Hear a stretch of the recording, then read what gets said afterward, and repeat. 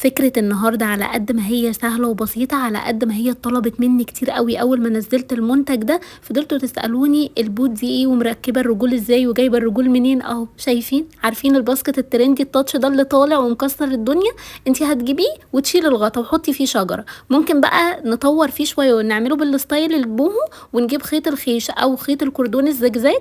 أنا جِبت خيط الكردون الزجزاج لإن أنا بصراحة بالنسبة لي باساقط بوتات، علب مناديل صواني، الزجزاج على طول 6 مللي. بيطلع أفضل بكتير من الخيش المجدول. المهم بدأت إن أنا ألِف بالطريقة المعتادة اللي إحنا متعودين عليها، إحنا خلاص حفظناها، بس بجد الفكرة كلّها في الفكرة.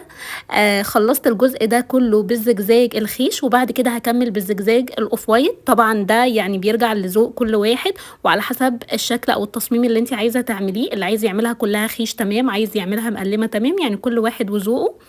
وخلّصت الجزء الoff white وبعد كده هاكمّلها كلّها خيش، وبعد كده نزلت على القاعدة هاعمل 3 صفوف كده، إحنا مش هنقفّل من تحت، وبعد كده هنا جِبت شريط الخيش وبدأت أقفّل الجزء اللي هو كان من فوق علشان ما يبقاش باين الحواف السودا، كده إحنا لمّا بنحط الشجرة ما بيبانش. ودي بقى كانت النتيجة، شايفين طلعت سهلة وبسيطة قد إيه؟